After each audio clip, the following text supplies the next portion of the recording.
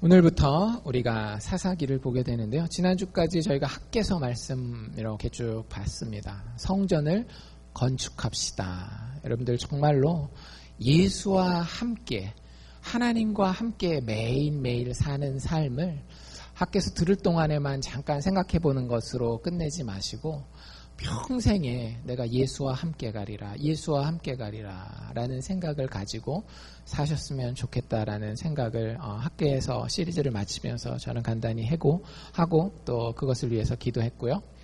오늘부터 시작되는 사사기는 그것과는 이제 조금 다른 내용이고 역사적으로 보면 훨씬 전, 몇백 년 전 이야기예요. 그래서 간단하게 사사기를 소개를 하고 저희가 오늘 본문을 들어가도록 하겠습니다. 사사기는 시대적인 배경이 언젠가 하면 여러분들 우리가 전에 출애굽기 그 강해를 쭉 했었던 거 기억하실 거예요. 그래서 이스라엘 백성들이 400년 동안 애굽, 즉 이집트에서 종살이 하다가 하나님이 건져주셔서 나오게 되죠. 탈출을 하게 되는데 결국에는 하나님이 약속한 땅을 향해서 쭉 가는데 그 땅 이름이 가나안 땅이었어요. 그렇죠?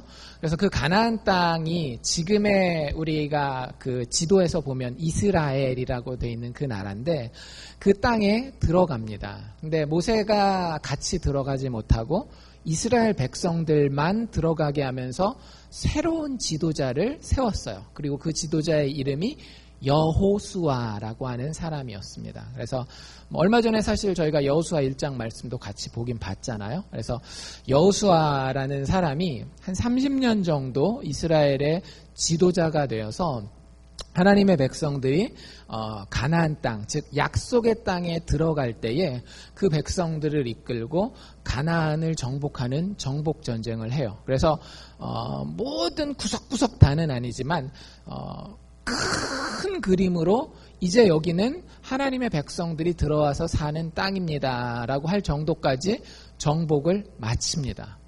그리고는 이제 여호수아가 나이가 많이 들어서 110세 정도 되었을 때에 결국에는 그도 하나님의 부르심을 받고 육체의 생명을 마치게 되죠. 거기서부터 시작되는 게 오늘 우리가 읽게 되는 사사기 말씀이에요. 여러분들 숙제 나갑니다. 1장 1절부터 2장 5절까지 다음 주간에 읽어가지고 오십시오. 오늘 이제 저희가 한 얘기니까 읽으면서 무슨 얘기인지 아실 거예요. 그래서 제가 다 읽으려니까 너무 길어서 오늘은 아까 19절, 20절, 21절만 읽었지만 여러분들 집에 가셔서 다른 주중에는 바쁘시면 오늘 주일날 얼마나 좋아요. 주일 오후에 가족들끼리 읽어보고 여기 이런 얘기가 있었구나 이런 것도 좀 살펴보시기도 하시고 개인적으로 또 묵상을 하실 분들은 주중에도 좀 한번 보실 수 있으면 좋겠는데요. 사사기 1장 1절에 보면 어떻게 이 성경이 시작하고 있는가 하면 여호수아가 죽은 후에라고 해서 이 사사기의 배경이 여호수아 정복전쟁이 끝나고 난 다음에 즉 여호수아 사후에부터 시작된다라고 하는 걸 알 수 있고요.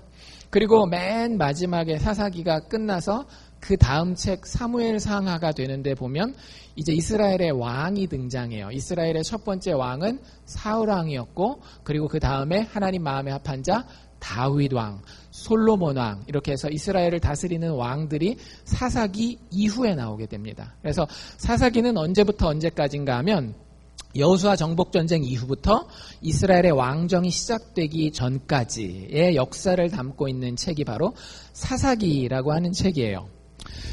그 다음에 또 책 제목은 왜 사사기라고 붙였을까? 사사. 발음은 계속 하다 보니까 재밌긴 한데 사사는 말 그대로 여러분들 옛날에 한국에서 중국 드라마를 한번 수입해가지고 방영했었던 적이 있었는데 판관 포청천이라고 하는 그런 프로그램이 있었어요. 그래서 그렇죠. 여기 찍고 이렇게 나와가지고 작두를 대령하고 막 그래가지고 해가지고 요즘식으로 얘기를 하면 재판관이죠. 판사예요. 그래서 사사라는 것이 영어 성경에는 이 사사기가 제목이 뭐냐면 judges예요. 그러니까 영어에서 judge가 뭐예요? 판사잖아요. 판사. 재판정에 나아가면 이렇게 땅땅땅 찍는 그 판사. 그래서 이 사사기에서 사사라고 하는 사람들은 백성들의 리더인데 요 사사라는 이름, 재판관 이름이라는 이름만 가지고는 사실은 모든 걸 다 설명하지는 못해요. 그래서 재판도 하기는 하지만 재판보다 더 중요하게 이 사사들이 하는 일이 뭐냐면 영어 표현에 몇 군데를 제외하고는 이 사사들을 뭐라고 부르는가 하면 judge라고 부르기도 하지만 더 많은 경우에 뭐라고 부르는가 하면 하나님께서 judge를 보내셨다라고 사사를 보내셨다라고 이야기하기보다는 하나님께서 deliverer, 구원자를 보내셨다라는 그런 표현을 써요. 그래서 이 사람들이 했던 역할은 재판을 하는 것보다는 구원해내는 거예요. 근데 우리가 생각하는 막 거룩한 의미에서 지옥불에 빠질 영혼들을 전도해서 막 이렇게 하나님 믿게 하는 그런 deliverer가 아니라 진짜 여러분들 힘든 일 당하는 경우들 있죠. 그럼 그 상황에서 꺼집어내주는 거예요. 예를 들어서 뭐 휴스턴 쪽에 지금 막 하비라고 하는 그 허리케인이 와가지고 엄청나게 힘들잖아요. 막 그 사진 보셨어요? 우리 전영순 장로님이 아들이 찍어서 보낸 사진을 보니까 물이 얼마나 올랐는지 물 위에 동동동동 불이 3개 떠 있어요. 뭐게요? 신호등. 와. 그러니까 얼마나 물이 많이 찼는지 아시겠죠? 근데 진짜로 거기 그 뉴스 같은 거 보시면 아시겠지만 어떤 사람들이 많아요? 집에서 도망 나오지 못해가지고 막 지붕 위에 올라가 있는 데든지 마을이 고립돼 있어가지고 그러면 그 사람들을 구원해 준다 하면 무슨 얘기예요? 그 사람들이 예수 믿고 천국 가게 하는 그런 게 아니죠. 그때 구원해 주는 건 뭐예요? 보트를 타고 가서 그 사람들 손 딱 잡고 그 어려운 상황에서 직접 꺼내주는 게 그 사람들을 구출해 주는 거잖아요. 그런 의미에서 사사들이 일을 합니다. 그 당시에 이 사사시대 때 제일 힘들었었던 것은 허리케인도 아니고 뭐 지진도 아니고 뭐였는가 하면 주변의 다른 나라들이었어요. 아직 이스라엘 백성들이 아까 말씀드린 대로 여호수아 정복전쟁을 통해서 많은 주요 도시를 정복했지만 아직 군데군데 그 당시에 이스라엘보다 먼저 와서 살고 있었던 가나안 7족속들이 거기에 계속 살면서 자기들의 어떤 그 세를 갖다가 다시 한번 과시하려고 이스라엘 백성들을 밀어내고 쫓아내고 오히려 이스라엘 백성들을 종으로 삼는 그런 일들이 사사기에 보면 계속 나옵니다. 그래서 이스라엘 백성들이 힘들어하고 어려워하고 하나님 죽겠습니다 하면 하나님이 보내시는 사람이 누구예요? 바로 이 사사들이에요. 그래서 그 사사들을 어떤 사사들이 있었는지 크게 보면 한 12명 정도의 사사의 이야기가 이 사사기에 나오게 되는데 좀 많은 이야기를 차지하는 부분도 있고 한 몇 절만 이야기하는 부분도 있는데 그중에 저희가 중요한 사사들을 쭉 살펴보게 될 겁니다. 사사기의 결론을 먼저 말씀드리면 사사기의 결론은 뭔가 하면 왕이 필요해. 이게 사사기의 결론이에요. 뭐가 필요하다라고요? 왕이 필요해. 이게 사사기의 결론입니다. 하나님의 백성이 아닌 사람에게는 상관없어요.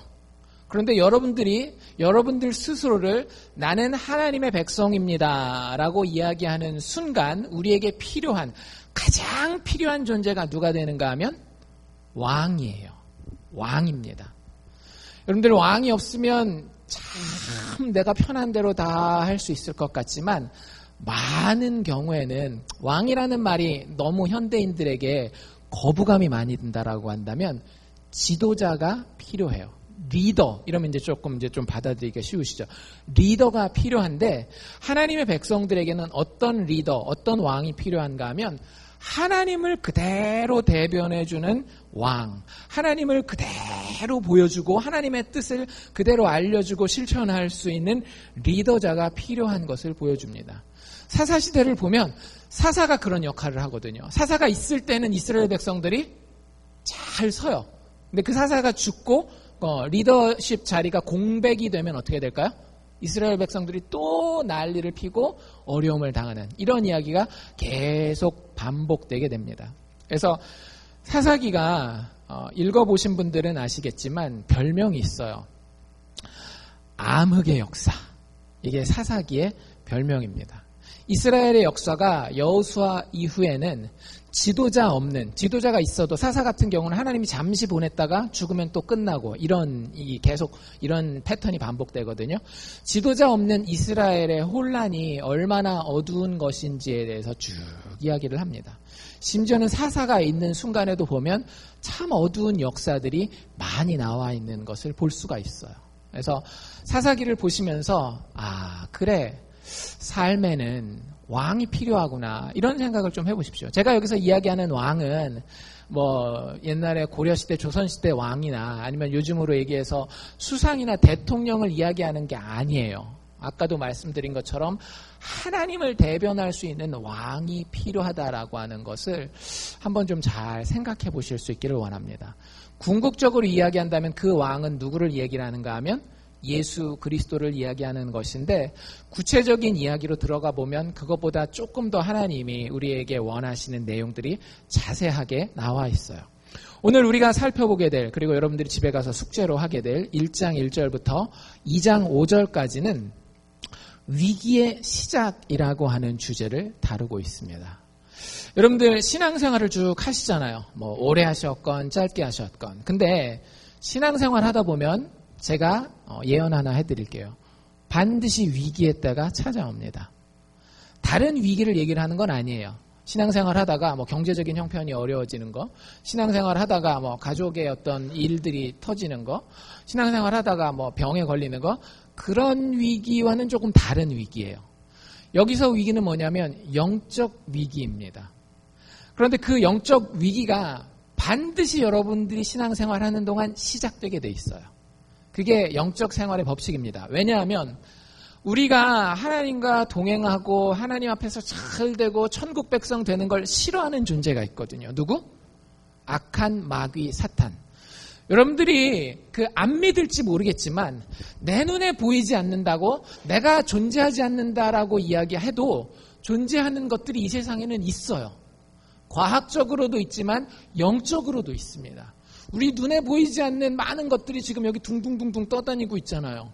산소, 뭐 질소, 뭐 이산화탄소, 이런 거 다 둥둥둥둥 떠다니고 있는데 보이진 않지만 존재하는 것처럼 영적인 세계도 우리의 눈에 보이지 않지만 반드시 존재합니다.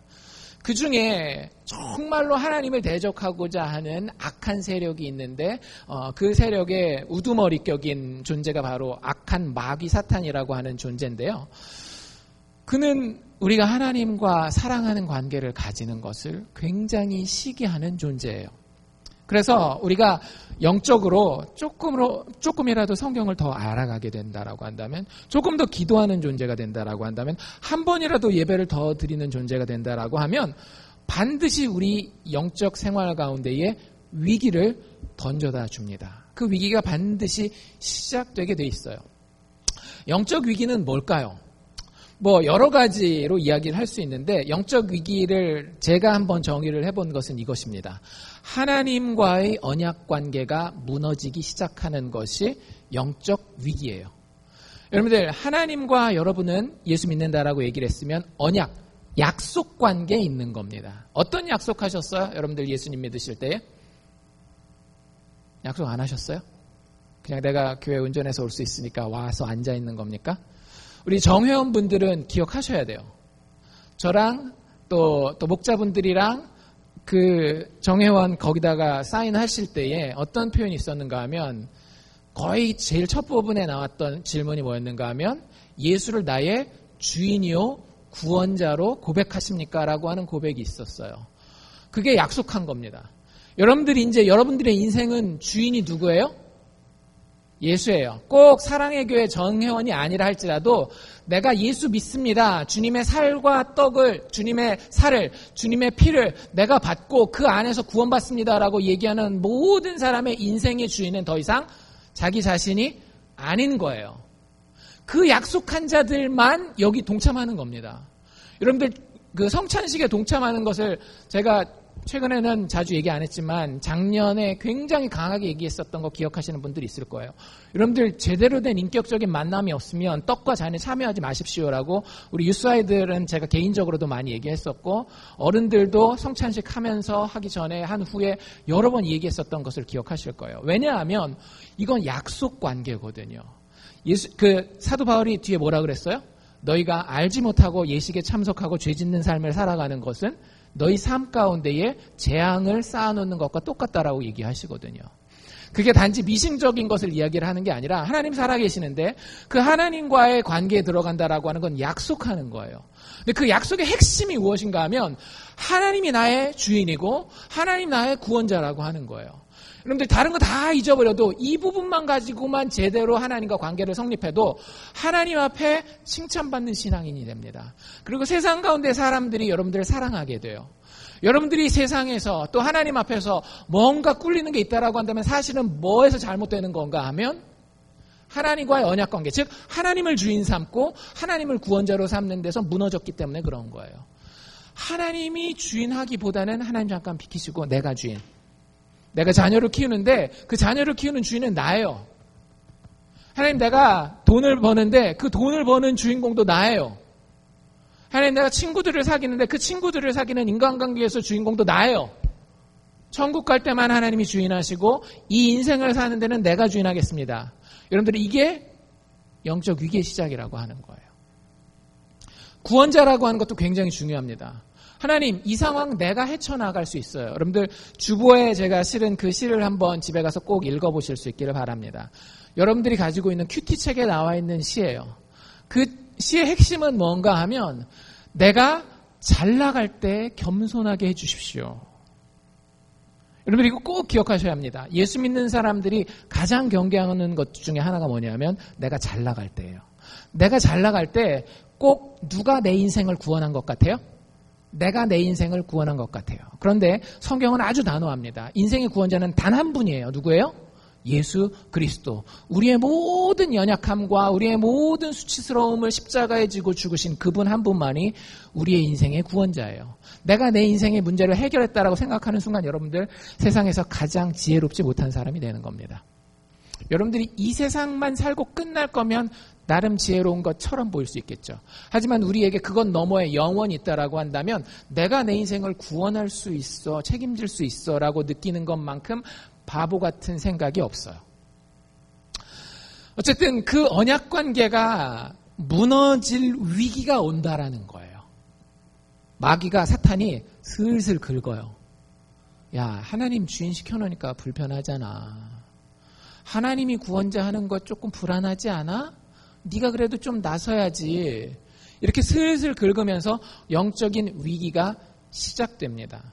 여러분들 이 영적 위기를 단순한 종교 행위가 소홀해지는 것이라고 생각하지 마세요.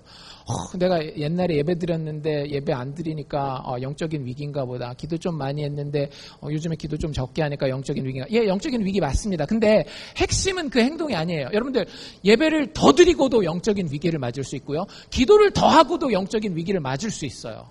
그 핵심은 뭔가 하면 내 마음의 우선순위가 하나님 외에 다른 것을 향해서 가게 되는 것이 핵심이에요. 그러면 기도 생활도 줄어들게 돼 있고요.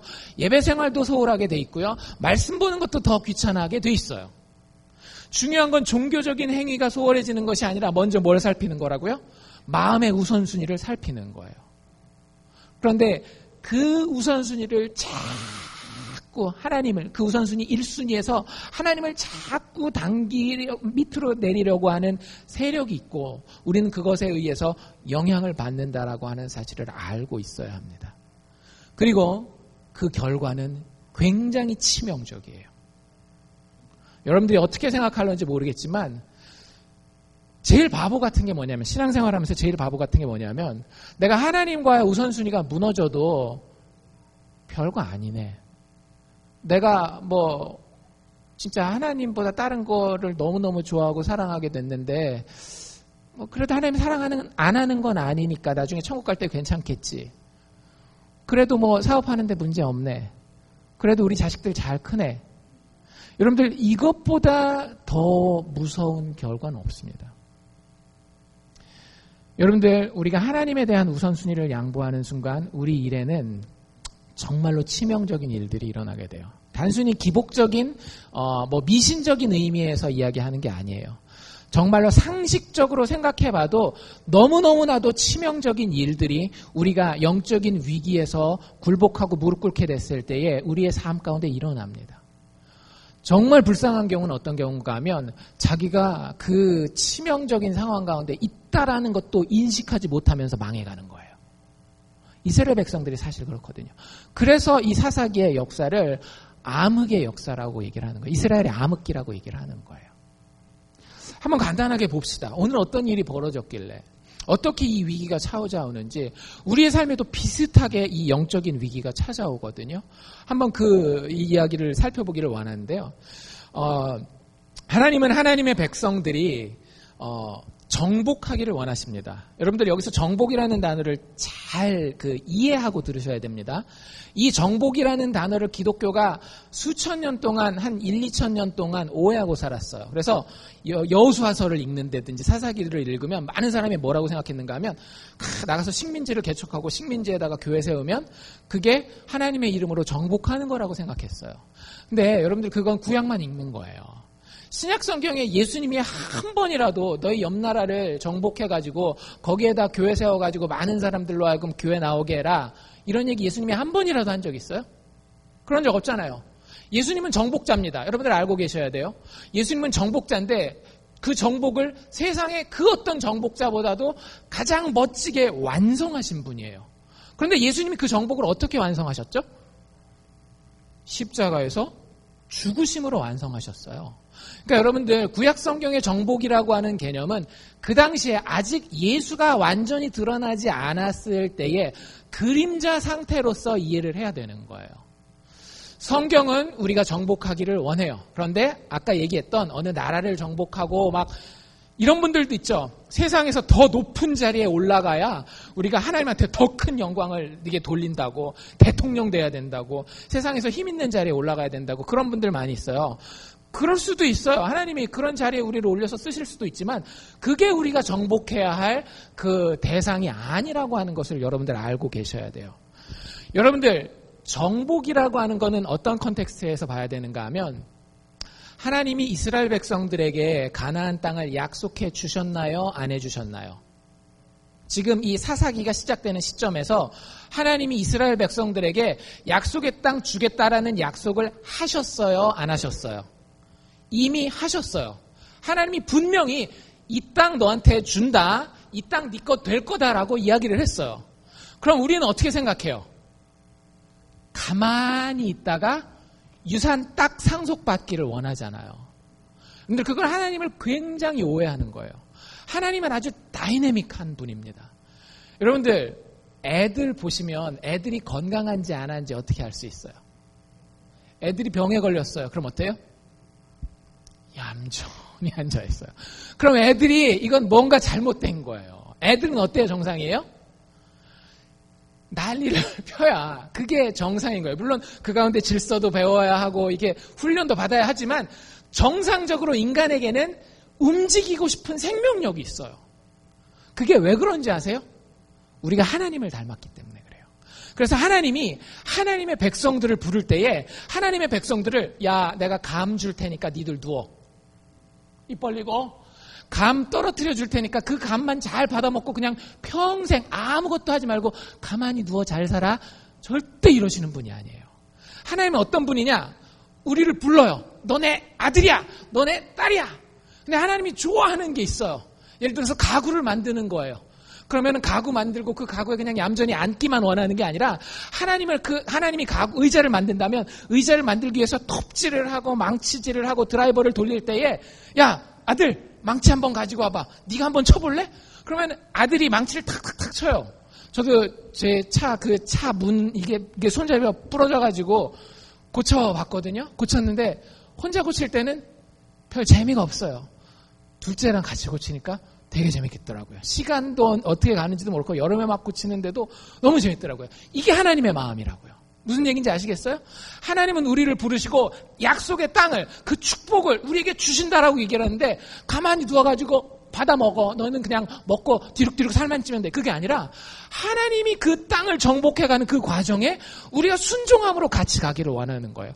만약에 우리가 드라이버를 가지고 이렇게 돌리는데 반대 방향으로 돌려가지고 나사를 박아놔야 되는 걸 나사를 빼놨어요. 그게 최종적으로 그 의자 만드는데 문제가 돼요, 안 돼요? 안 되죠. 왜? 아버지께서 다 알고 계시고 아이고 자식 아직 좀 멀었구나 조금 더 훈련받아 하면서 다시 돌려놓으면 되니까 최종적으로 의자는 만들어진다 안 만들어진다? 만들어진다. 아버지가 약속해서 네 방에다가 흔들의자 내가 하나 놔줄게 하면 반드시 놔지는 거예요. 근데 그 과정에 우리는 가만히 있다가 나중에 흔들의자에 노인처럼 앉아가지고 막 이러고만 있는 게 아니라 그 모든 과정에 하나님은 그 자녀들이 같이 동참하기를 원하시는 거예요. 그걸 구약 용어로 정복이라고 이야기를 하는 겁니다. 우리가 잘나서 우리가 막 안 되는 싸움을 나가서 싸우는 게 아니라 하나님이 우리에게 주신 그 약속을 같이 만들어가는 과정에 동참하는 거예요. 그걸 정복이라고 이야기를 합니다. 그 정복이 제대로 이루어지는데 제일 중요한 것은 무엇인가 하면 신뢰라고 하는 거예요. 아버지를 신뢰 못하면 저희도 처음에 이제 차 고칠 때 보면 야, 그 나사 가지고 그거 한번 이렇게 툭 빼봐 하면은 자동차 이렇게 잘못 빼면 어떻게 돼요? 부러질 수 있잖아요. 그러면 애들이 겁을 내요. 이게 하다가 뚝 부러지면 어떻게 해서 처음에는 이렇게 용기를 못 내고 살살살 하다가 안 빠져요. 그러면은 야, 그냥 팍해. 내가 뒤에 책임질 테니까. 그래서 쭉 하면은 쫙 빠진단 말이죠. 처음에는 모르고 이게 어떻게 될지 몰라 불안해요. 근데 나중에 이게 부러져도 괜찮아. 한번 해보자고 딱 열 수 있는 그 힘이 어디서 나오는 거예요? 아버지의 말을 신뢰했을 때 나오는 거라고요. 무슨 얘기인지 아시겠어요? 정복에 있어서 믿음의 사람이 신앙으로 우리의 삶을 정복해가는 과정에 있어서 제일 중요한 건 뭐냐 하면 아버지를 신뢰하는 거예요. 그래서 우리가 정복하는 삶을 산다라고 하는 것은 사실은 하나님을 신뢰한다라고 하는 우리의 믿음을 보여주는 겁니다. 근데 그게 없이 하나님이 정복하라고 하는 그 자리에서 덜덜덜 떨면서 그렇게 해가지고 되겠어요? 막 이러고 있으면 그건 거꾸로 뭘 보여주는 거예요? 우리의 불신을 보여주는 거예요. 여러분들 예수 믿는 사람들은 용감해야 돼요. 무식하라는 얘기는 아닙니다. 지혜롭게 생각이 깊긴 해야 되겠지만 예수 믿는 사람들은 용감해야 되는데 그 이유가 뭐예요? 아버지께서 최종 승리를 장담해 주셨으니까, 보장해 주셨으니까.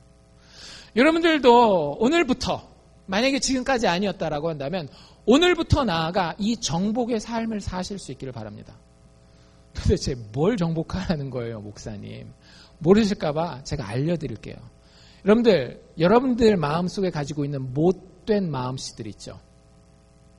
지금 가서 뭐 어디 다른 나라를 정복하라는 게 아니라 여러분들 안에 못된 마음씨가 있을 수 있어요. 그거 하나님이 좋아하시는 땅이에요? 하나님이 싫어하시는 땅이에요? 하나님이 뭐라 그래요? 너희들 그들과 관계도 가지지 말고 다 쫓아내라 그러죠? 그게 우리 안에 있는 거예요. 우리 안에 있는 거예요. 여호수아 전쟁은 사실은 지금 내 안에서 일어나는 겁니다. 내 안에 정말 못된 마음씨가 있으면은요, 그거 가지고 싸우셔야 돼요. 내가 정복하리라. 제가 그게 성격인데 어떻게, 여러분들 그런 얘기 하시지 마세요.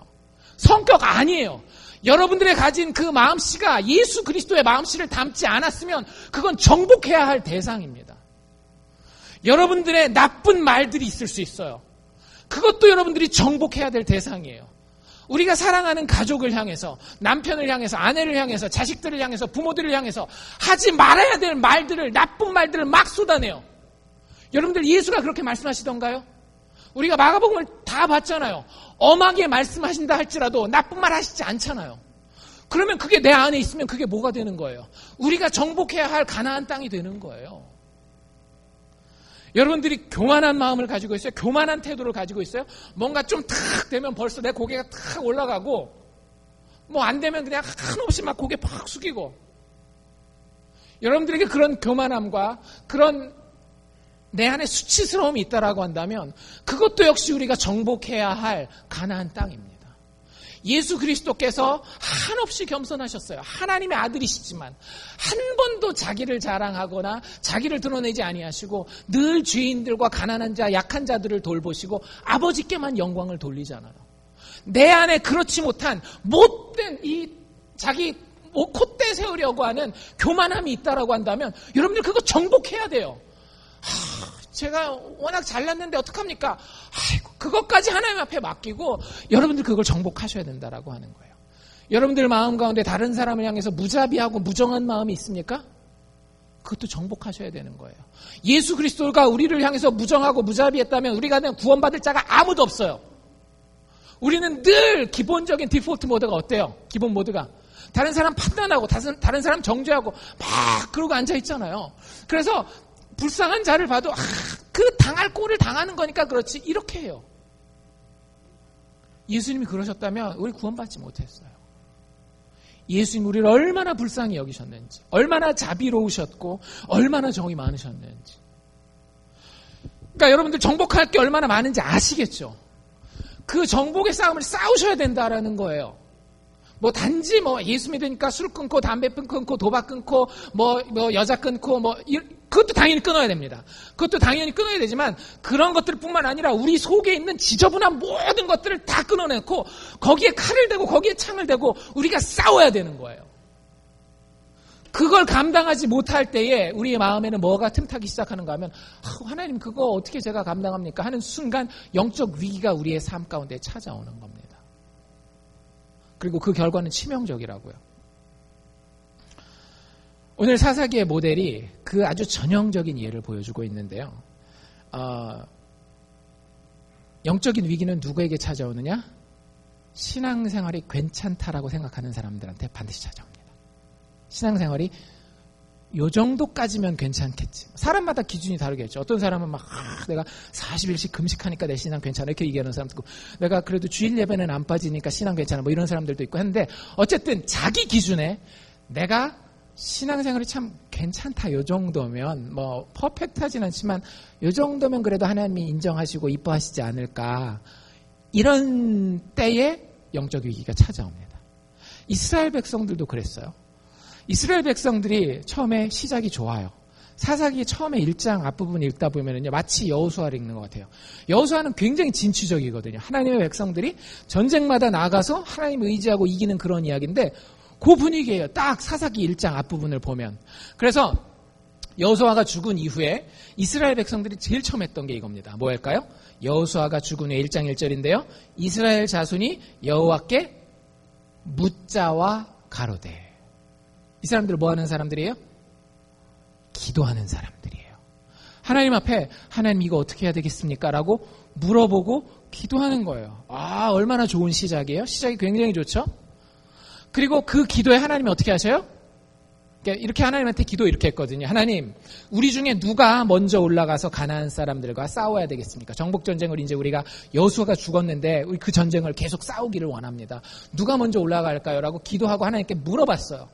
그 다음에 일어난 일이 뭐예요? 2절에 보니까 여호와께서 가라사대. 하나님이 듣고 어떻게 하셨다라는 거예요?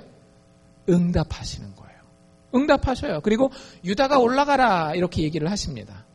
그리고 유다가 올라가라라고만 하나님 이야기하시는 게 아니라 그 뒤에 말을 붙이시는데 뭐라고 붙이시는가 하면, 보라! 내가 이 땅을 그 손에, 유다 자손의 손에 붙였노라 하고 하나님이 약속을 다시 한번 확증해 주십니다. 그러니까 굉장히 지금 분위기가 좋은 거예요. 이스라엘 백성들의 분위기가 영적으로 아주 충만한 겁니다. 하나님한테 물어보고 하나님은 대답하시고 그냥 대답으로만 그치는 게 아니라 약속에 대한 확증을 해주시고 너희가 잘 되고 복 받을 것이다 이런 얘기를 해주시는 거예요. 하나님과의 관계만 좋았냐? 그게 아니에요. 사람들, 옆에 있는 사람들과의 관계도 꽤 괜찮았어요. 3절에 보면 이런 얘기가 있죠.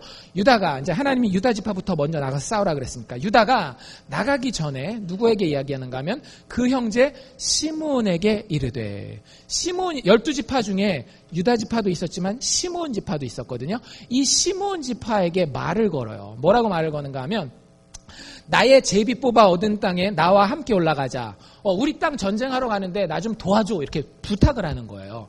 함께 올라가자. 가나안 사람들과 함께 싸우자. 그리하면 나도 너의 제비 뽑은 땅에 함께 가리라. 그래서 도와줘. 그럼 나도 도와줄게. 근데 어떻게 돼요? 시몬이 이에 그와 함께 가니라. 이 12지파들 사이에 그 우애라든지 협력이 어떻게 되는 거예요? 굉장히 잘 이루어지는 걸 볼 수 있어요. 그러니까 하나님과의 관계도 괜찮고 믿음의 형제 자매들과의 관계도 굉장히 괜찮은 거예요. 게다가 이게 참 그 의미 있는 게 뭐냐면, 유다 지파는 가장 강한 지파였어요. 여러분들 민수기 큐티한 거 기억하시는 분들은 아시겠지만, 나중에 광야 40년이 끝날 때 인구 조사를 했을 때 제일 많은 인구를 가진 지파가 유다 지파였거든요. 반면 시므온 지파는 어떤 지파였는지 기억하세요? 광야 40년 동안 제일 개판친 지파가 시므온 지파거든요. 그래서 광야 40년 지나고 나서 인구가 3분의 1 토막 나요. 그러니까 이스라엘 12지파 중에서 제일 약한 지파가 시몬 지파예요. 유다 지파가 자기가 제일 강하니까 누구 챙기는 거예요? 우리 형제 중에서 제일 약한 놈 챙기는 거예요. 그러니까 굉장히 처음에 잘 나가고 있는 거예요. 이 그림을 보면 참, 이 되는 집안이다. 이런 거라고 하는 거죠. 그리고 실제 나아가서 전쟁을 하는데요. 전쟁에서 강한 대적들을 만나도 이기는 그런 이야기들이 나와요. 5절에 보면 또 베색이라고 하는 그 마을이 있어요. 타운이 있는데 그 베색이라고 하는 곳에서 아도니 베색, 이거는 베색 왕이라는 뜻이에요. 아도니 베색을 만나서 전쟁을 하는데 그와 싸워서 결국엔 이겨요. 그 군대를 1만 명이나 멸하고 이 아도니 베색을 결국에는 사로잡아서 나중에 처형까지 시키는데 그 당시에 이 지역의 아도니 베색은 굉장한 인물이었습니다. 도저히 누가 감당할 수 없을 만큼 강한 힘을 가진 사람이었어요. 뭘 보면 알 수 있는가 하면 이 아도니 베색이 나중에 사형을 당하거든요. 사형장에서 하소연하는 말이 뭐냐면 내가 왕년에 이러면서 옛날 얘기를 하는 거예요. 왕년에 어떤 일이 있었느냐, 내가 70명의 왕들을 하나하나 다 싸워서 이겨서 그 땅들을 정복한 왕인데, 그리고 이길 때마다 어떻게 했는가 하면 그 자기가 이긴 왕들의 엄지손가락하고 엄지발가락을 잘랐어요. 왜? 엄지손가락은 무기를 다시 잡지 못하게 하기 위해서, 엄지발가락은 도망가지 못하게 하기 위해서. 그래서 70명의 왕들을 개처럼 자기 왕궁에다가 풀어놓고 자기 앞에서 먹을 것 좀 주고 한 번만 살려주십시오. 그거를 누리면서 살아갈 정도로 아주 포악하고 그리고 강력한 왕이었습니다. 근데 그를 누가 이겼다라고요? 유다지파와 시몬지파가 나가서 싸워서 이겼다라고 하는 거예요. 그러니까 지금 시작이 너무너무 좋은 거, 더 이상 좋을 수가 없을 정도로. 또 하나만 예를 든다라고 하면 그 8절에 보면 유다 자손이 예루살렘을 쳐서 취하였다라고 얘기해요. 여러분들, 예루살렘은 이스라엘 백성들에게 특별한 도시죠. 왜? 나중에 뭐가 생길 거기 때문에? 하나님의 성전이 생길 거기 때문에. 이 예루살렘을 정복하는 게 되게 쉽지 않습니다. 왜냐하면 예루살렘이 그 땅도 다른 마을들보다는 넓고 그리고 강한 민족이 살아서 한 번 전쟁을 이겼다 할지라도 완전히 거기 들어가서 정착하는 거는 하지를 못해요. 나중에 다윗 왕이 돼서야 예루살렘을 완전히 이스라엘의 수하에다가 두게 돼요. 그거는 이제 한 거의 뭐 몇백 년 이후에 또 일이 되거든요. 그러니까 그 전에 이 유다 지파가 가서 예루살렘 전쟁에서 승리했다라고 하는 거는 굉장히 큰 의미가 있는 거예요. 그러니까 어쨌든 여러 가지를 보면 시작이 되게 좋았어요. 여러분들, 이때 뭐가 온다? 영적 위기가 찾아온다. 여러분들, 내가 신앙적으로 지금 만족할 만하다, 괜찮다, 이 정도면 하나님이 나한테 특별히 딴지 걸지 않겠다 라고 생각하십니까? 바로 그때 우리에게 영적인 위기가 찾아옵니다. 개인에게도 공동체에게도. 19절로 넘어가 볼까요? 아까 우리가 읽었던 데인데요. 19절에 보면 잘 읽으셔야 됩니다. 되게 잘 읽으셔야 돼요. 제가 한번 쭉 읽어볼게요. 여호와께서 유다와 함께 하신 고로. 하나님이 여전히 누구랑 함께 하신대요? 유다 지파랑 함께 하셔요. 얼마나 좋은 거예요? 하나님이 여전히 약속한 것을 잊지 않고 실천하고 지키고 계시는 거예요. 그 결과 어떻게 돼요? 그 산지 거민을 쫓아내었다. 산에 살고 있는, 마을이 여러 군데가 있을 텐데 산에 사는 사람을 쫓아냈어요. 네, 딱 거기까지예요. 그 다음부터 낌새가 이상합니다. 분명히 여호와가 하나님이 함께 하셨고 산지 거민을 쫓아냈는데 그냥 문장이 쫓아내었다라고 끝나지 않고 쫓아내었으나, 영어 성경에 보면 어떤 표현이 들어가는가 하면 but 이게 들어가는 거예요. 그러나 앞에 내용과는 이제 좀 다른 얘기 나옵니다. 긴장하십시오. 잘 보십시오. 이런 얘기가 나오는 거예요. 무슨 얘기가 나와요?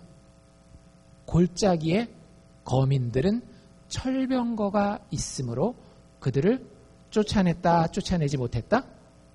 쫓아내지 못하였느니라. 이스라엘 백성들이 영적으로 잘 나갔어요. 외적으로, 물질적인 것도 잘 나가고 있었어요. 건강적인 것도 잘 나가고 있었어요. 그런데 뭘 만나는 거예요? 도전을 만난 거예요. 좀 어려운 도전거리를 만난 거예요. 그냥 지금까지는 내가 이렇게 밟고 갈 수 있는 그런 거였는데 이제는 좀 헉헉거려야 되는 그런 상황을 만나게 된 거예요. 이스라엘 사람들에게 도전거리는 뭐였나요? 골짜기 거민들의 철병거였습니다. 철병거는 지금으로 얘기를 하자면 핵무기라고 생각하시면 돼요. 뭐 여러 가지 비유를 들 수 있겠지만 핵무기 가진 나라들은 여러분들 그 외교를 좀 아시는 분들은 아시겠지만 좀 있는 척을 하잖아요. 왜냐하면 핵무기 한번 터뜨리면 진짜 여러분들 다큐멘터리나 이런 것들 보시면 아시겠지만 거기는 끝나는 거예요. 진짜 끝나는 거예요. 근데 그런 무기를 가지고 있는 나라가 이 사람 유다 지파들이 정복해야 되는 지역이었다라고 하는 거죠. 그래서 결국에는 이 힘든 대적, 힘든 상황을 만났을 때에 결론이 어떻게 되는가 하면 쫓아내지 못했다. 정복을 해야 되는데 정복을 포기했다라고 하는 거예요. 이들에게는 합리적인 이유가 있었습니다. 그 사람들 핵폭탄 가지고 있는데요. 철병거 가지고 있는데요. 어떻게 우리가 싸웁니까? 굉장히 상식적인 이유가 있었어요. 그런데 참 신기한 건 뭐냐면 성경 기자가 이 사사기를 쓸 때에 아까 읽은 그 표현 그들을 쫓아내지 못하였다라고 한글 성경에는 번역이 돼 있잖아요. 근데 이게 이렇게도 번역될 수 있지 않을까요? 그들을 쫓아내지 아니하였다. 잘 한번 한국말 생각해 보십시오. 쫓아내지 못했다. 쫓아내지 아니하였다. 두 개 무슨 차이가 있습니까? 쫓아내지 못했다는 능력이 안 돼서 못한 거예요. 열심히 해봤는데. 쫓아내지 아니하였다는 뭡니까? 할 수도 있는데 그냥 의뢰 포기해버린 거예요. 근데 히브리어 성경 본문을 보잖아요. 거기에 캔이라는 말이 안 들어있어요. 이게 캐낫이라고 안 돼 있고 그냥 낫이라는 단어만 하나 들어있습니다. 그래서 어떤 번역자는 이것을 캐낫이라고 번역하지만 어떤 번역자는 그냥 did not, 하지 아니하였다로 번역하는 학자들도 있어요. 근데 문맥을 제가 이렇게 잘 읽어보니까 사실 이 사람들이 능력이 부족하였다라기보다는 그냥 힘드니까 중간에 의뢰 포기해버린 거예요. 왜냐하면 뒤에 실제 철병거를 가진 사람들이랑 싸우는 이야기가 나오거든요. 4장 5장에 넘어가면. 이겼을까요? 졌을까요? 거기서 이겨요. 그러니까 능력이 없는 건 아니에요. 힘들 뿐이지. 여러분들 우리에게 이게 굉장히 큰 인사이트를 가져다 줍니다. 영적 생활을 하다 보면 신앙생활을 하다 보면 내가 신앙인이기 때문에 믿음의 사람이기 때문에 어려운 상황을 만나요. 그러지 않겠어요? 다른 사람들은 거짓말 쉽게 하면서 장사해요. 세금 다 띄어가면서 장사해요. 사람들 다 속여가고 막 억압해가면서 자기 일을 해요. 자식을 키울 때도 정말로 자식을 하나님이 주신 선물로 섬기면서 자식을 키우는 것이 아니라 내 성질로 내가 하고 싶은 대로 다 자식 키워요. 편하잖아요. 근데 예수 믿는 사람은 어떻다라고요? 예수 생각한다라고요. 예수 생각한다라고요. 예수가 어떻게 말하셨는지, 예수가 어떻게 마음씨를 가지셨는지, 예수가 어떻게 눈물을 흘리셨는지를 보는 거예요. 그렇게 하다 보니까 내 돈은, 잔고에 들어오는 돈은 좀 작아요. 내 자식에 대해서는 내가 훨씬 더 많이 참아야 돼요. 여러분들 그게 우리가 받는 도전입니다. 그게 우리가 당하는 철병거예요. 그 앞에서 많은 사람들이 이스라엘 백성들과 같이 하나님 앞에 하나님 그거 못하겠어요 라고 얘기를 해요. 하나님의 답은 아주 정확합니다. 그 싸움은 누가 싸우는 싸움이에요? 우리가 나가서 싸우지만 최종적으로는 하나님이 싸우는 싸움이거든요. 그리고 우리를 향해서 이렇게 얘기를 하시는 거예요. 야, 그거 못 싸우는 거 아니야. 너 지금 안 싸우고 있는 거야. 여러분들 우리는 안 싸우는 겁니다. 나의 못된 마음씨를 고치기 위해서, 나의 나쁜 말들을 고치기 위해서, 나의 좋지 않은 여러 가지 것들을 한번 어떻게 해보기 위해서 싸우지 못하는 게 아니라 싸우지 않는 거라고요. 그 싸움은 나에게 달려있지 않아요. 하나님이 여러분들에게 싸움을 붙이시는 이유가 있어요. 여러분들에게 망치를 들고 와서 그 못을 쳐라고 이야기하는 이유가 있습니다. 반드시 그 못이 박힐 것이기 때문에. 여러분들의 말 가지고 하나님이 도전하십니까? 여러분들의 마음씨를 가지고 하나님이 도전하십니까? 여러분들의 어떤 나쁜 습관을 가지고 하나님이 도전하십니까? 하나님이 도전하시는 이유는 그 싸움을 정복해서 이길 것이기 때문에 도전하시는 거예요. 그런데 우리는 그게 힘들다고, 불편하다고 그냥 포기하고 넘어가요. 나한테 게으름이 있어요. 그 게으름 때문에 예배도 제대로 못 드려요. 그 게으름 때문에 말씀도 제대로 못 봐요. 그 게으름 때문에 기도도 할 시간이 없어요. 그 게으름 때문에 공부도 잘 안 해요. 그 게으름 때문에 일터에 나가서 제대로 일도 안 해요. 하나님 이렇게 몸도 피곤하고 난 죽겠는데 그거 어떻게 아침에 일어나서 먼저 기도하고 말씀 보고 시작합니까? 하나님, 내가 이렇게 힘든데 내 일터에 나가서 어떻게 뭐 그렇게 열심히 일합니까? 이거 내가 사장도 아닌데. 여러분들, 하나님이 만약에 그것 가지고 여러분들 정복할 거리로 주셨다라는 확신이 들잖아요? 싸우십시오. 정복하십시오. 하나님을 신뢰하기 때문에 싸우는 겁니다. 도덕적인 나의 모습을 세우기 위해서 싸우는 것이 아니라 예수께서 그 싸움을 위해서 피 흘려 죽어주셨어요. 그리고 그 싸움의 결과는 어땠는가 하면 죽음까지 내려가셨던 예수가 그 죽음을 이기고 다시 부활하셨다라고 하는 것이 그 싸움의 결말이에요. 여러분에게 나쁜 마음씨가 있다라고 한다면, 여러분들에게 게으른 성품이 있다라고 한다면, 여러분들에게 정말로 못된 말들이 입속에 있다라고 한다면 여러분들 싸우십시오. 피 흘리기까지 싸우라고 사도 바울은 얘기했어요. 여러분들이 학생이면 학생 때에 마땅히 감당해야 할 일들을 위해서 그리스도인 학생으로서 싸우는 거예요. 내가 남의 일을 해주는 일꾼이라고 한다면 그 일자리에서 정말로 그리스도 닮은 모습으로 일을 하기 위해서 싸우십시오. 내 성품이 천성적으로 게으르다 할지라도. 내가 남을 부리고 있는 사장이라고 한다면 그 일들 가운데서 그 일을 통하여 많은 사람들이 덕을 볼 수 있도록 예수께서 자기의 목숨을 바쳐서 죄인들을 살리셨던 것처럼 나의 이 사업터를 사용하여서 하나님 많은 사람들에게 덕을 끼쳐 주십시오라는 그 마음을 가질 수 있도록 싸우십시오. 하나님이 그 일터를, 그 학업을 정복할 수 있도록 도와주실 줄로 믿습니다. 그게 믿음이에요. 여러분들 예수 믿는다 그러면 맨날 질짜고 기도하는 거, 아니면 죽은 다음에 천국 가는 거, 이런 것 가지고 믿음이라고 생각하는데 그렇지 않아요. 예수 그리스도 믿는 믿음은 죽은 자가 다시 살아나는 믿음입니다. 그리고 그 생명을 지금 오늘 내 삶에서 살아내는 거예요. 내가 불편하고 내가 지금 잠깐 혼동스럽다 할지라도 하나님 신뢰하고 하나님이 원하시는 예수의 모습을 바라보고 한 걸음 한 걸음 주님이 주신 그 싸움을 향해서 나아가는 겁니다. 하나님 그 싸움 이기게 하신다라고 하는 거예요. 이스라엘은 그 싸움을 피했습니다. 그렇죠? 그 다음에 어떤 일이 일어나는지 보십시오. 유다지파 같은 경우는 약간 믹스드업이죠. 섞여 있죠. 어디는 정복하고 어디는 정복하지 못하고. 21절 우리가 읽은데 다시 한번 제가 읽어드릴게요. 벤자민이라고 하는 베냐민 자손의 이야기가 나오는데요. 베냐민 자손은 예루살렘에 거한 여부스 사람을 어떻게 했다? 반은 쫓아내고 반은 쫓아내지 못했다도 아니에요. 아예 쫓아내지 못했다. 그러니까 어떤 일이 벌어져요? 여부스 사람이, 그 쫓아내야 될 그 사람들을 얘기를 하는 거거든요. 여부스 사람이 어떻게 해요? 지금까지 베냐민 자손과 함께 오늘날까지 예루살렘의 마음을 딱 잡고 거하는 거예요. 여러분들에게 주신 그 도전거리를 여러분들이 해결하지 않잖아요? 그러면 그 도전거리가 여러분들 인생에 딱 자리 잡고 절대 나가지 않습니다. 그게 그냥 고쳐질 것 같아요? 절대 그러지 않아요. 여러분들 피 흘리기까지 싸우셔야 됩니다. 피 흘리기까지 나의 무례함과 싸워야 되고, 피 흘리기까지 나의 이기적인 마음과 싸워야 하고, 피 흘리기까지 나의 게으름과 싸워야 되는 거예요.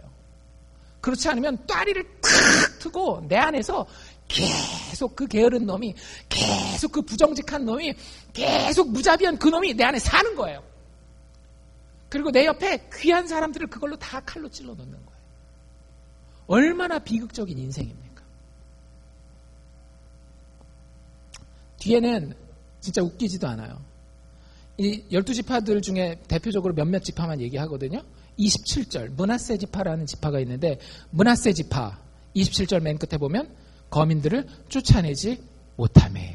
29절 에브라임 지파 역시 가나안 사람을 쫓아내지 못하매. 30절 스불론 지파 그 거민을 쫓아내지 못하매.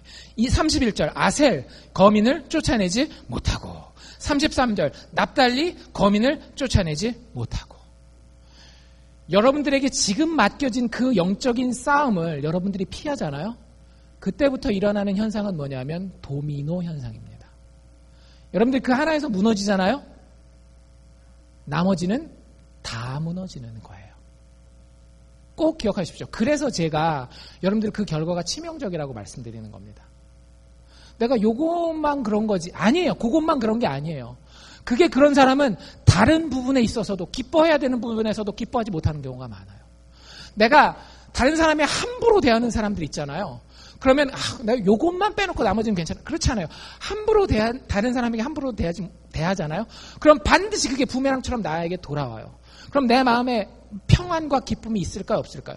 상황이 나를 그대로 두지 않거든요. 자꾸 어딘가서 치고 들어와요. 자녀를 통해서 치고 들어오건, 배우자를 통해서 치고 들어오건, 이웃을 통해서 치고 들어오건, 고객을 통해서 치고 들어오건, 내가 그 부분을 안 싸웠기 때문에 다른 부분이 덕덕덕덕덕덕 해서 다 넘어지는 거예요. 나이 40, 50, 60 먹었는데 인생에 만족함이 없고요. 기쁨이 없어요. 평안과 안식이 없는 거예요. 다른 사람 핑계 대지 마십시오. 그거 다 내가 정복해야 할 그것을 정복하지 않았기 때문에 그런 겁니다. 진짜 꼴불견은 34절에 나와요. 그 앞에는 다 어느 지파가 어느 사람들을 쫓아내지 못했다 이렇게 돼 있잖아요. 34절에 보면 원래 단지파 이야기거든요. 그럼 단지파가 쫓아내지 못했다 이 얘기가 나와야 되는데 뭐라고 나오는가 하면 오히려 그 이방 민족의 이름이 먼저 나옵니다. 아모리 사람들이 단 자손을 오히려 산지로 쫓아냈다. 참 웃픈 얘기죠. 웃을 수도 없고 울을 수도 없고. 하나님의 백성들이 쫓아내야 할 그 못된 것들이 오히려 하나님의 선한 것들을 쫓아내버리는 거예요.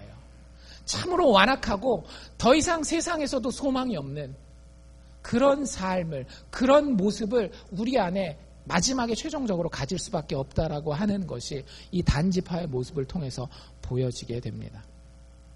하나님은 이 상황에서 선지자를 보내서 이렇게 얘기를 하셔요. 2장 2절에 보면 너희는 이 땅 거민과 언약을 세우지 말며 그 단을 헐라 하였거늘 하나님의 평가가 무엇이냐? 너희가 내 목소리를 청종치 아니하였도다. 여러분들, 우리가 우리의 삶에서 정복 전쟁을 싸우지 않는 것은 단지 우리의 힘이 있고 없고의 문제가 아닙니다. 이건 영적인 문제예요. 영적으로 우리가 하나님을 신뢰하기를 거부한 거예요. 하나님 뭐라 그러셨어요? 너희가 내 목소리 듣는 것을, 내 목소리 청종하는 것을 거절하였구나. 하나님의 목소리를 듣는다라고 하는 건 뭐냐면 하나님이 약속하시면 그 약속대로 이루어 주신다라고 하는 거예요. 여러분들이 여러분들의 게으름과 싸우잖아요. 예수 믿는 사람 어떻게 될까요? 이깁니다. 기억하십시오. 여러분들 자녀들에게 꼭 가르쳐 주십시오. 야, 너 그렇게 게을러서 되겠어? 그게 아니라 하나님이 뭘 좋아하시겠어? 하나님의 백성이고 네가 정말로 예수 믿는다라고 한다면 게으르지 않기 위해서 아침에 일찍 일어나봐. 밤에 일찍 자고 아침에 일찍 일어나봐. 그럼 하나님이 이기게 하실 거야. 그 자녀가 반드시 이기는 자가 됩니다. 경험해보세요. 얼마나 그게 참 이 희열이 느껴지는 기쁨인지. 나 스스로도 마찬가지예요. 나한테 못된 습관이 있어요. 여러분들 싸우다가 일전일퇴할 수 있어요. 한 번 이겼다가 한 번 뒤로 물렀다 할 수 있는데 어쨌든 하나님이 맡기신 싸움이면 끝까지 싸우면 의인은 7번 넘어져도 다시 일어난다라고 했어요. 마지막은 결국에 우리는 이기게 돼 있는 존재예요. 나의 못된 말 고치려고 노력해 보십시오. 하나님 앞에 맡기고 내가 잘할 수 있어서가 아니라 하나님께서 그것과 싸우시겠다라고 하셨으니 하나님 분명히 싸우실 줄로 믿습니다. 오늘 제가 또 욕했네요. 근데 하나님 또 책임져 주시고 내일은 또 나가서 또 싸우겠습니다. 쥐어 터지더라도 또 나가서 싸우겠습니다. 하나님 또 고쳐주시는 거예요. 마지막에는 이긴다라고요. 그런데 그 하나님 말씀에 청종하지 않는다라는 거예요. 이 정복전쟁을 피하는 사람들의 특징이 그겁니다. 하나님을 신뢰하지 않는다라고 하는 거. 최종 승리가 하나님 백성들에게 있다라고 하는 사실을 믿을 수가 없는 거예요. 믿을 수가 없는 거예요. 그냥 되는 대로 살아가야지 어쩌겠어. 왜 인간으로 태어나서 꼭 그렇게 살아야 됩니까? 여러분들 인간은 참 존귀하게 만들어졌습니다. 인간으로서 대충 살려고 하지 마십시오. 하나님의 그 빛을 드러낼 수 있는 아름다운 존재로 살기 위해서 여러분들 꿈을 꾸십시오. 단지 돈 많이 벌고 건강하고 식스팩 나온 그런 거 말고 정말로 인간다운 인간, 사람들이 봤을 때 사랑할 만한 그런 인간이 될 만한 꿈을 꾸시라고요. 그런데 그게 무엇을 통해 이루어진다라고요? 정복전쟁을 통해서 이루어진다. 하나님은 그렇지 못한 이스라엘 백성들을 향해서 너희가 내 목소리를 청종하지 아니하였다라고 이야기를 합니다. 그때 하나님의 반응이 뭔지 아세요? 너희가 그리하였으니 3절 그들을 너희 앞에서 나도 쫓아내지 아니하겠노라. 여러분들 우리가 그 싸움을 싸우지 않겠다 그러는데 하나님이 자고 일어났는데 어느 날 갑자기 나를 게을렀는데 되게 부지런한 사람 만들어주셔요? 절대 안 그래요. 하나님 그런 분이 아니에요. 하나님 로봇을 원하지 않으세요. 인격체를 원하세요.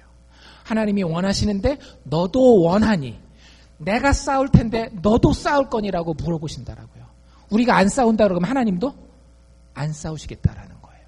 나도 쫓아내지 아니하리라. 근데 뒷감당은 니네가 해야 된다. 뭐라 그러세요?